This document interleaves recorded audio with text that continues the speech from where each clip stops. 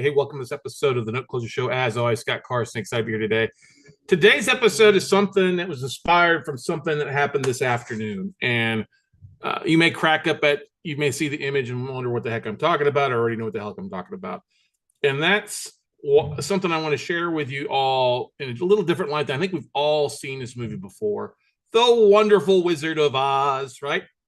And I don't know, probably seen it 100 times religiously over the time from watching as a young kid. Every time it would be on TV. I grew up when we only really had about 3 channels, right? ABC, NBC, CBS. Oh, don't forget PBS. We had 4 channels to watch. We didn't have cable as kids. Like I was a senior in high school.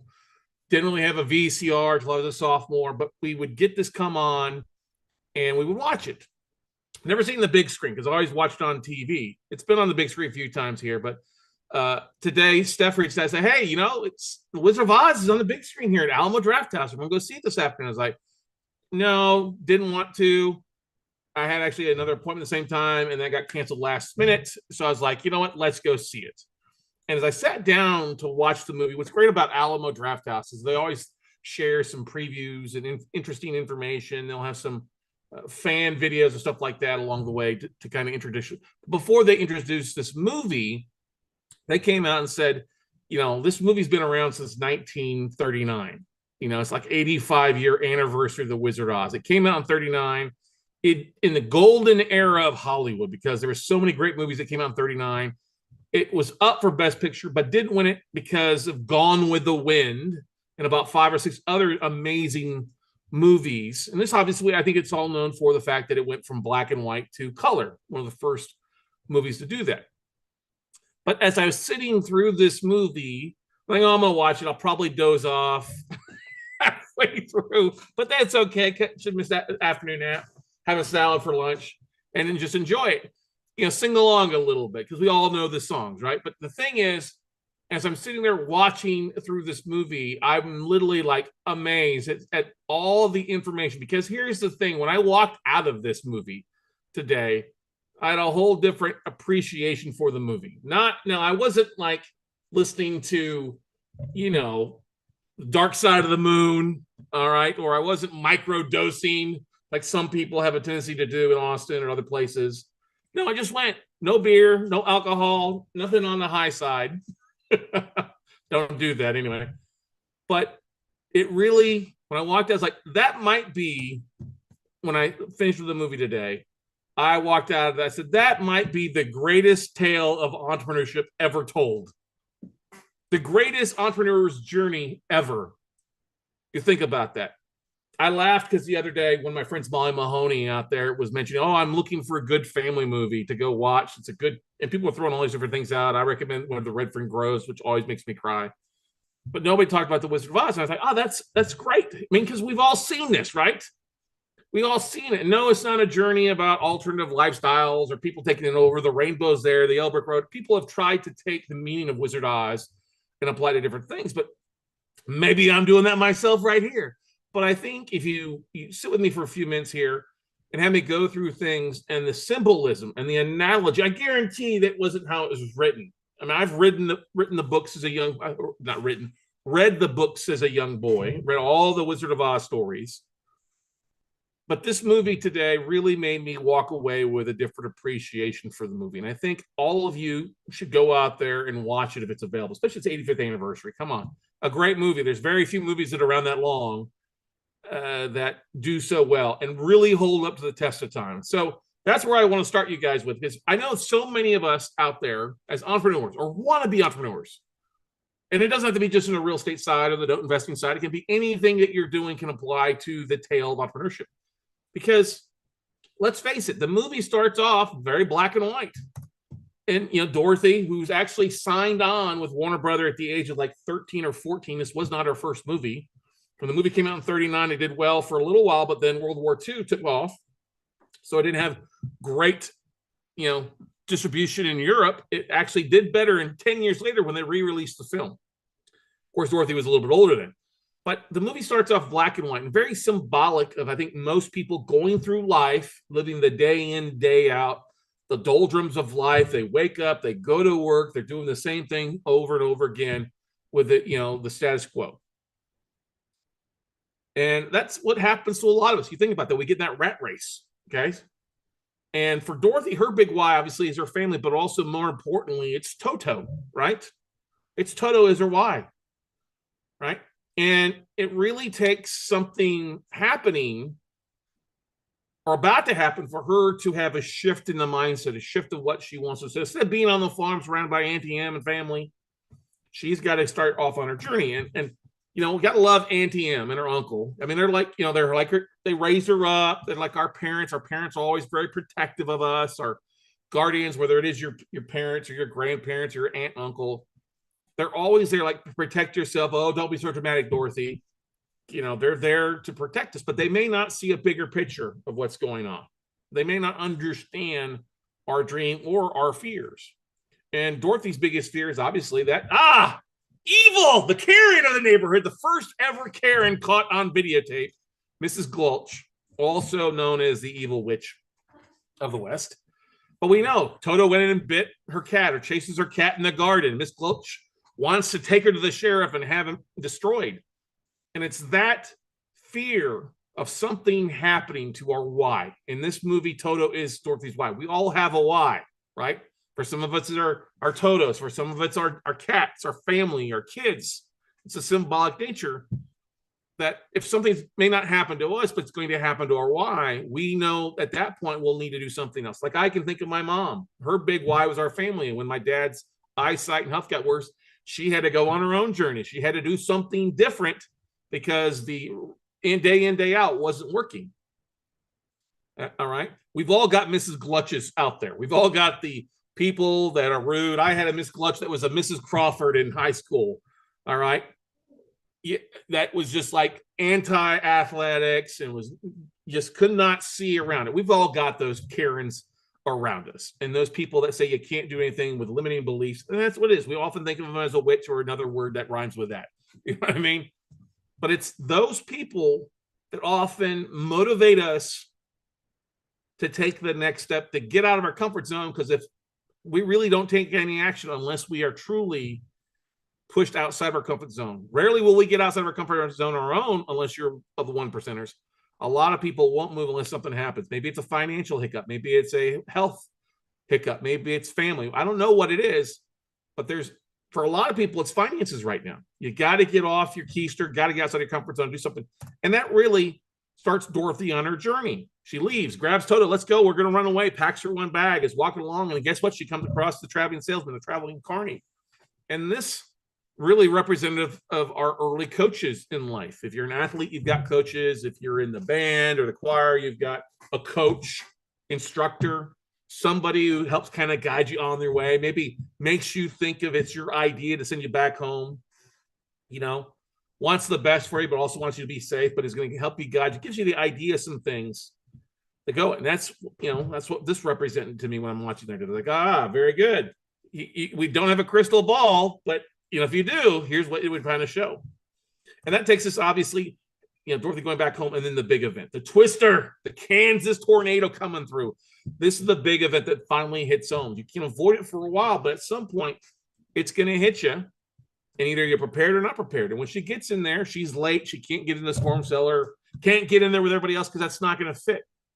Doing what everybody else is doing is not going to help you get to where you want to be. It's not going to solve anything. And therefore, she's forced to, you know, hide in the house. She hits her head, and then she's up in the tornado, the twister, and all these fears, all the things that she thinks she's going to miss, from Auntie Em sewing to her uncle, you know, the cows, the chickens, or the farmhands rowing in the boat, all the fears that are taking on the journey. And that's really limiting beliefs. If you think about when we start off, I'm not good enough. I can't do that. I'm not capable of. But a lot of times we have to go do that. You have to set those things aside. I can remember, I'm not smart enough. I'm not good. They're not going to talk to me. They're not going to invest with me. I'll just stick to what I'm doing. That's not going to work. And this is what that represents me, is that our fears and Mrs. Glitch turn into the witch. Oh my God, I'm going to fail. Oh, I'm not good enough. I'm not smart enough, and doggone it, people don't like me, right? But guess what? Sometimes you have to go on that path anyway, whether you like it or not. And guess what happened? You land somewhere. Maybe you read a book. For me, it was Rich Dad, Poor Dad originally. For some people, it's Outwitting the Devil. For others, it's Think and Grow Rich. Some people, it's the Bible. But when you land and you've read something or something has hit home to you, you understand, you go to your first real estate club meeting or your first conference or something like that, suddenly your eyes are opened and you start seeing, instead of black and white, you see a million shades of gray. You see a million opportunities. Life is open to you now on things that you've never seen before. And that's the awakening of obviously Dorothy and Oz. Of course, she lands on the Wicked Witch of the East, kills her. Kills her limiting beliefs. For some people, it might be the different. I had to chuckle a lot, thought about that. Oh, maybe that's the politicians in the East. We land on their head, we get rid of them, take their resources, and go do something. I don't know. But we start to kill our limiting beliefs. Like, oh, wait a second, that wasn't as difficult as I thought it was going to be. I got beyond my fears. I can actually do some of this. I can do some stuff with that, and that's great. And that's great. But you know what happens next? She meets a mentor. She meets a coach. Glenda the Good Witch. Are you a witch? We need those. We need mentors. We need people to guide us along the path, our journey, to point us in the right direction. Okay? That's one of the most important things about this. That's why I joke about the entrepreneurship, because it's all about coaching, getting a coach. But Glenda represents that good. It's like, hey, you're on your own journey. You can do what you want to do, but you need to follow. You just take the path and it'll take you on your way. Follow what I say, follow my path to success, and you'll get there. Of course, the people from Munchkin Land, that made me think immediately of all the people that we help along the way, the clients, the people that buy our houses, the people that are in our notes that we end up modifying, keeping in their homes, the investors we help along the way. You know, I kind of cracked up. We always crack up at the little Munchkin boys, you know, the mayor and his crew of people out there who are the experts. They think they may be the more savvy investors we borrow money from. But these are the people that we help along the way. And it's all about helping a lot more. Yes, by Dorothy landing in Oz, she killed the Wicked Witch and is able to help liberate these people. And a lot of people need to be liberated. They need help in some sort of fashion. What you do is helpful, whether it's doing note deals or buying and flipping property or doing a wholesale or whatever, offering owner financing or whatever your path is, helping people rescue with animals or cats or dogs or whatever it might be. We all have a journey to go on, and we help a lot more people than if we just sat in our house scared to get outside. And a lot of them will help you along the journey. We'll point you in the right direction. We'll help you on to the next one. And that's really, oh, but then suddenly guess what shows up? Our trolls. You can't do that. You have no experience. Our deep inner thoughts are Karens. You can't do that. I'll kill you, you know. I'll take your little dog too, you know. And you just, at some point, you just kind of ignore them and realize, I'm going to go on my journey. Yes, they're going to pop up along the way, but to stay where I'm at is not going to solve anything. And so we go on our path. We go on our yellow brick road. This is the entrepreneurship path. And a lot of times, many entrepreneurs, it may be straight for a little while. Then we come to a path. Which way do we go? And you remember, that's when she meets the Scarecrow, because he's like, you can go to the left, you can go to the right. Both are nice, right? But only one path would really technically lead you to success. Everybody's got a little bit different path to take, but you have your path. And what does the Scarecrow represent? I think they represent entrepreneurs, fellow entrepreneurs that are on the same journey with us. Now, of course, Scarecrows suffer from not having a brain. We all know there's plenty of entrepreneurs, investors out there that are kind of a jack of all trades. They're all very knowledgeable, educated, but they say a lot of stupid things. He even quoted it. Some people with the brains do an awful lot of talking. Well, some people without brains do an awful lot of talking. We all know that, especially right now in politics. But you know what? Hey, we all need people to go with us. Some of us have different strengths. Some of us have different weaknesses. But if you can go with people along the path, you'll go farther and faster versus trying to do it yourself. Because if you have coaches, you have people to help guide you, you'll make less mistakes and get there faster versus trying to be a jack of all trades and a master of none, right? Of course, after that in their journey, they're getting hungry. They come across that forest of apple trees and start picking apple trees. I kind of summoned this one to the people that we see along the path, the investors that are kind of stuck in their ways, that get angry when you ask them questions. And asking the questions is the apple. Of course, they start throwing the apples back because they get angry. And some people are like that. You don't want to be an asshole and just pick people to death and not give anything back or help out in some more fashion. You want to be respectful of them. But that's kind of what the apple trees reminded me of investors that, I'm not going to give you any information. I'm going to hide my content. I'm going to not share that. You got to pay for everything. That's what I saw with that. Of course, after that, for us, as they're picking up apples, who does she come across? Who does Dorothy come across? The Tin Man. The Tin Man with no heart, who got stuck chopping down a cherry tree or apple tree and rusted solid.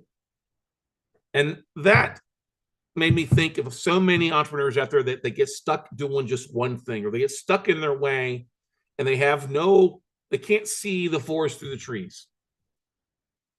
They can't adjust because of their limiting beliefs. I can't do that because I only know this one thing. And we all need a little oil. Sometimes we need oil to lube up our joints to help us understand things and to be able to hear and learn from others around us. But not having a heart is not a good thing. You got to have a heart in what you do. Otherwise, you will get very tired, very fixed, and eventually get burnt out. And I've got investors that have been investors for 20, 30 years who do not love life.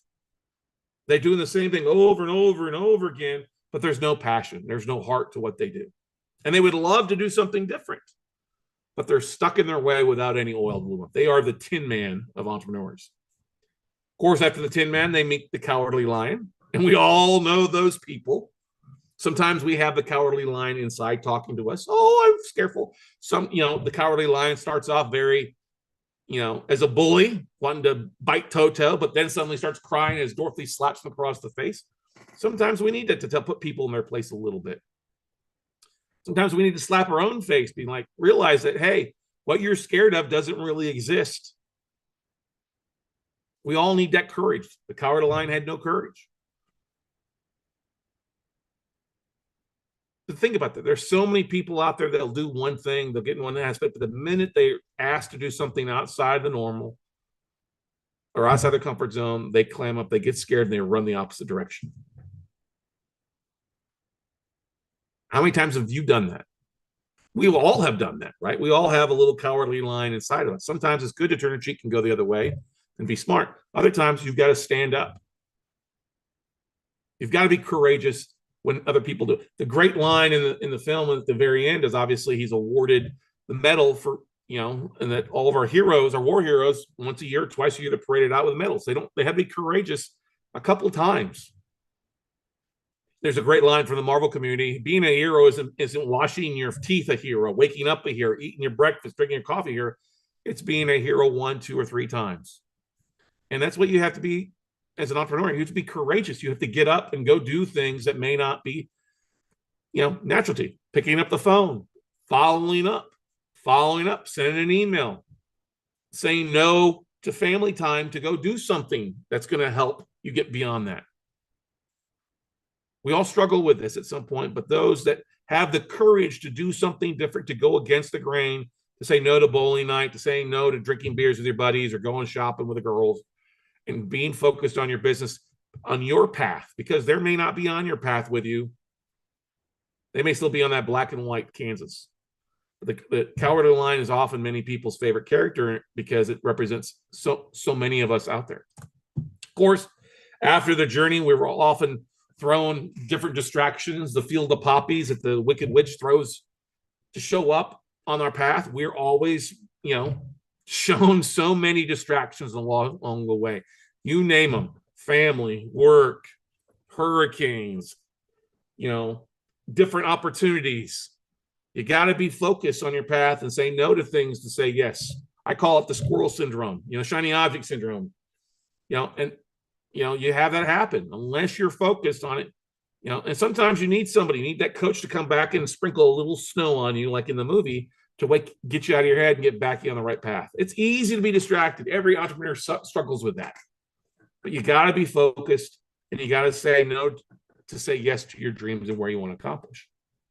of course, after the poppies, they arrive at the big, beautiful Emerald City. And for us as entrepreneurs, that's whatever your Emerald City is, your big goal. Maybe it's the big house, the big car, the boat, the fancy car, the fancy clothes, you know, the Instagram model, boyfriend, girlfriend, whatever it might be. Okay. The boat, the yacht. That's what Oz kind of represents for a lot of folks. Oh, it's the end of it's the you know, the Emerald City at the end of the rainbow. What are we think we're targeting? A lot of times it's material things. A lot of other things is maybe something else, but it's that what are we trying to achieve? You got to have a path. You've got to have a compass to get to it. For that really represents, you know, the Oz, city of Oz represents that north point on that compass. What are you heading for in one of your journey? Yes, the path has been winding left and right, but where do you ultimately want to end up with? What's your 5-year goal, 10-year goal? What are your plans to do that? That's what kind of Oz represents to me in the movie. Of course, Oz is full of amazing people, and I kind of found, I kind of chuckled a little bit. They're the people that are doing the same things that you are doing. They're the people on the path. They're the people that have found it, the people that are success, the people that respect you for being on your journey. We know that's rarer air than where you start off with. You know, they're even let you come in. I mean, you start. I forgot about the part of the movie where they go in and get their hair done and get all get made ready to see the wizard. But that's what happens a lot of times. We start to dress a little bit differently. You know, we walk a little bit differently. We look a little fancy because we are starting to accomplish some things. And you surround yourself with like-minded individuals who are also doing the same things. They're the people of Oz, and we all want to surround ourselves with the people of Oz, right? Of course, meeting the wizard is like meeting our heroes, meeting the people out there that maybe we've read their book, maybe we've watched them on TV. You know, for me, some of my heroes in the past when I was a young boy was like Nolan Ryan, the pitcher for the Rangers, the Astros, most strikeouts. When I started reading books, my heroes were Robert Kiyosaki, Tom Hopkins. For some people out there, it's like Grant Cardone's the big name down, or Gary Vaynerchuk. I've met Gary Vaynerchuk, nice guy. But for us, those heroes often appear like wizards. Like, oh my God, they're amazing. They're godlike. Okay. Oh, the big, mighty, and powerful Oz. Okay. We'll get to those things. But like me, it can be very intimidating. And asking a question, what would you do? Well, I would go do this thing. This is the one thing I would go do. Great. What's that one thing? I would go to the witch's palace to get her broom. Well, what's the witch's palace look like? It's that big new journey, that big new goal that scares the shit out of us, right? We've all got those ideas of things that scare. Maybe it's that big deal. Maybe instead of buying a $50,000 property, you're buying a $500,000 property, or talking to somebody bigger. You're facing your fears too. You're getting outside of your comfort zone. That's what the witch's castle represents. And of course, you've got the monkeys, the witch's monkeys, and her warriors, right? Who those represent? Those are all the trolls that will pop up as you start taking action and having success. Guess what? You've got all those inner fears of the witch inside of you, but the trolls out there saying negative things. You will never have somebody doing more than you saying negative things about you, because they understand the journey. They understand what's taken to get there. They understand the overcoming of the fears to get to where you want to be, not just settling for the status quo or the bare minimum of barely getting by. Aren't you tired of being tired of getting by? That's what the monkeys represent. More trolls. All right. And then what does it mean? Well, you face your fears. You face overwhelming odds, and a lot of times, and that can be in your head. Oh, how all these things can make you feel not worthy, not smart enough, not good enough. But guess what? Oftentimes, the simplest things help you find success. And in the movie, what was the simplest thing? A bucket of water to overcome the fears. Taking the simple thing that you may have overthought things. Oh, the water won't work. I got to find something with some vinegar or some acid or something else to find explosives. No, a bucket of water melted the witch. I'm melting. Ah! And when you overcome your fears, just like in the movie, what happened in the movie? The soldiers and the monkeys turned around and gave respect. All hail Dorothy! All hail Dorothy! You'll have that happen. Half the time, your trolls, when they see you overcome something big, they're either going to be like, oh my goodness, I'm going to change my opinion, or they're going to go away. They're going to fly off and go try to find somebody else. That's going to happen. And you're going to find those things happen on major events, on things that you share, things that you're doing. Big milestones are always seems to be a mental challenge of somebody coming in, or those inner thoughts coming in saying, you can't do it. But guess what? You can do it. Just like Dorothy did. She went and we've brought you the broomstick of the Wicked Witch of the West as this ultimate goal of this ultimate thing of what I've achieved. I will now be godlike. But you know what happens when you meet your heroes? You find out that they're just ordinary guys or ordinary women. There's nothing fancy about them except the fact that they know how to use their tools. They know how to use their systems. They seem like they're doing exponentially bigger, but they're just an ordinary guy that wipes their ass just like you and I do. They put their panties or pants on one leg at a time. You know what? They have fears too, just like you. Their fears are just bigger. But you realize that they're just ordinary individuals that overcame their fears, their own trials and tribulations. Obviously, the wizard was at the Omaha State Fair and was showing off his balloon, and it got blown away, and he landed in Kansas and went through his own journey. But that's the same. That's not saying that you can't do the same thing. But the thing about the wizard's balloon, that's his journey. That's his story to tell. It's not your story. And a lot of us that when we surround ourselves with great people, or we work for somebody, we think that, hey, just because we're a part of it, it's good to learn. It's good to be a part of it and to learn the ways. But at some point, you got to do your own thing. That's what I found in that. When Dorothy gets left behind because Toto chases the lady's, cat in Oz, and then the balloon takes off. He's like, I don't know how to stop this. I don't know how this works. And she's distraught. Well, that's going to happen. I've got friends that have worked for amazing individuals, gotten coached by some of the biggest names in finance and real estate and education, stuff like that. And there's always a bit of a downfall for them when they leave going out on their own, because now they have to leave. They have to have their way. And that's what happens to all of us. At some point, you have to step up. Waiting for somebody else to take you home, to show you the way. At some point, it's you. You can't be shown the way more than you've been shown. You actually have to take the action to do it. And that's where the ruby slippers comes in. All along, as Glenda, the good witch, tells her, you've always had the power to succeed. You've always had the power to go home. There's no place like home. There's no place like home. Well, guess what, ladies and gentlemen? You all have your own ruby slippers to help you achieve success. And now, what is home? I think a lot of entrepreneurs, I've got a lot of good friends have done some big things, but they're not good people, or they've struggled with their family. They've been divorced. I've been divorced before. They've been divorced, or they've been divorced multiple times. Their kids don't like them. Their friends don't like them because they're just assholes. They're too busy trying to get more and more and more, and realizing it's your why that makes more sense. If you can be tied into your why and your family and be understanding of the people along the way, the people that support you from the beginning, those are going to be your best friends. Because guess what? As good things happen, you'll have more people surround your thing. As bad things happen, all those people that were on will lead away. And usually all that's left will be your friends and family, the people that love you the most. And guess what? Just like in the movies, Dorothy's trying to explain what happened to her. They're not going to understand in a lot of cases because they've not been through that journey on themselves. Yeah, maybe they've been there part of the way, but they don't see the full picture. It's like I always joke about trying to explain what we've done and where I've been and accomplished. It's great. People don't always appreciate it. And the people that you go along with you, your loved ones, they understand. And that's why it's important for you guys to understand what's important and make that a priority. All the riches in the world won't do you any good if you don't have anybody there to enjoy it with.